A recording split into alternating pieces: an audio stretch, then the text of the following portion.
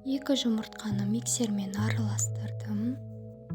1 бокал құмшекерді алып, үстіне жай жұмыртқаның үстіне септім. Қостым, яғни оны жақсылап миксермен араластырамыз.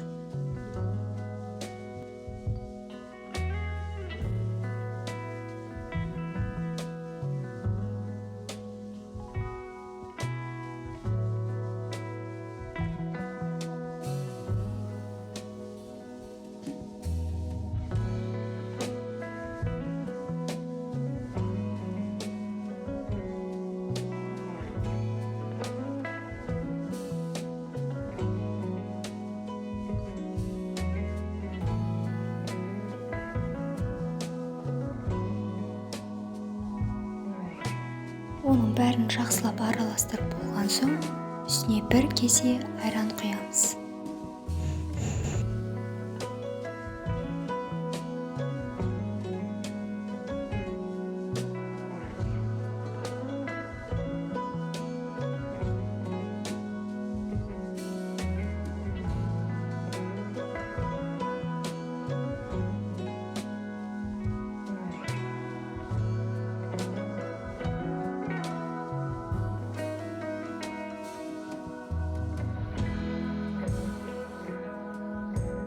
Бәрін жақсылап араластырып болған соң, 1 кесе ұнымызды осылай бөліп салатын боламыз. Бәрін бірден салуға болмайды, өйткені қамыр ортасы тығыз болып қалуы мүмкін. Осылай бәрін жақсылап араластырамыз.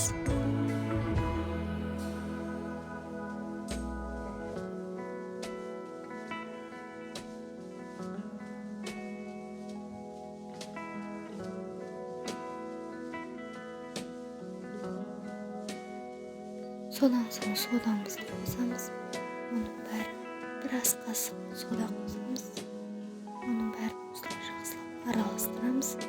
Сосын 1 кесе май құямыз. Оны да жақсылап араластырамыз. Болған соң қамыр болу керек. Оны қапқа салып жаңғақ қостым. Негізі қоспасаңыздар да соң сурет егін әдемі болып пирог піседі.